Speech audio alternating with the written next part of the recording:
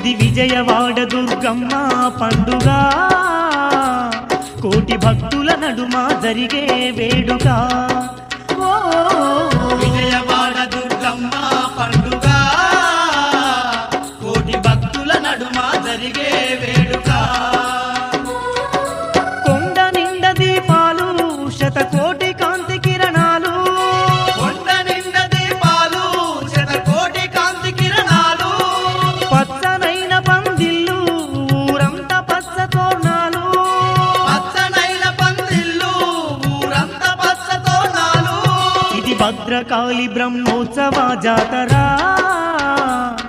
బంగారు దుర్గను కొలిచే మోతరా. విజయవాడ దుర్గమ్మ పండుగ, కోటి భక్తుల నడుమ జరిగే వేడుక.